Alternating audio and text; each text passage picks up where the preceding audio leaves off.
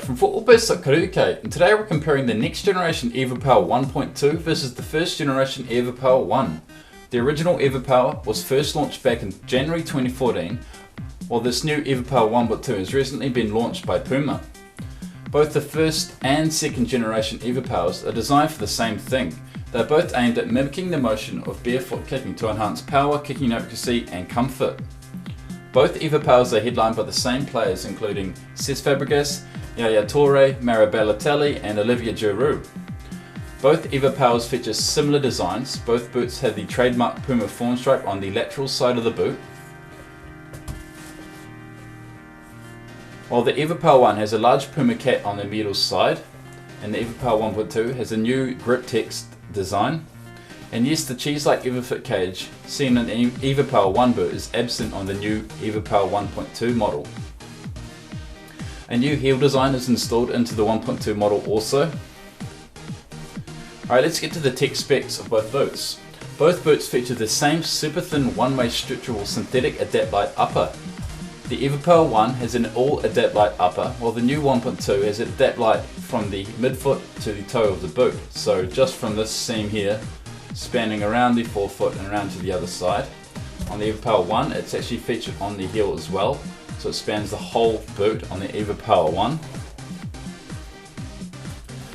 On top of the Adapt-Lite uppers on both boots is the AccuFoam technology, which are raised pads to enhance power and protection when striking the ball. The pads span from the heel to toes to the midfoot on both boots. The AccuFoam pads are much more raised on the original evoPOWER solo, so if I bring it closer, you can see these sort of raised pads in the ball striking region and on the forefoot. I bring the 1.2 closer, it's just these elements here. These are the AccuFoam elements, you can see there. The new 1.2 silo is an extra grip layer on top of the AccuFoam dubbed GripTex. If you can see the little GripTex symbol there. This technology was first seen on the evoSpeed by Puma. Just another layer of grip for better control and touch in all weather conditions.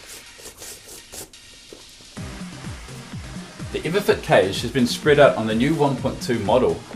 On the original evoPOWER, it was just featured on the medial and lateral sides of the boot. So this EvoFit cage here, and I don't know if you can see it, but there's another cage on the other side. While the new 1.2 model is featured across the midfoot and both sides of the boot. If I bring it closer, you can see the EvoFit cage there in this hot pink color, but there's actually another sort of brace around the midfoot. These sort of raised panels which merge with the laces, so going to provide a real good lockdown of the boot. The sole plates feature the exact same gradual stability frame, which is designed to flex naturally when you strike the ball. The frame is rigid and strong at the heel and gradually eases down around the midfoot. So you can actually bend both boots this way. So if I can get this one here, you can bend it that way and you can bend it that way. It's really flexible around the forefoot. Both stud configurations feature a combination of conical and bladed studs for great work on firm ground surfaces. So there's 4 bladed studs at the heel and another 3 bladed studs around the forefoot and 4 conical studs where you sort of pivot and turn. The internal heel counters are exactly the same, while the new heel designs have changed. The original evoPOWER boasted a curved design with a rigid rubber panel, and the new evoPOWER has a much higher design and no rubber panels, just these sort of perforations for a bit more breathability around the heel.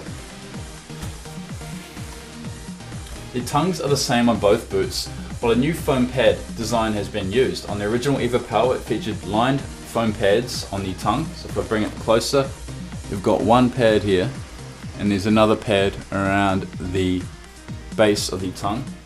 On the new 1.2, it has 3 squared foam pads. So one here and one there.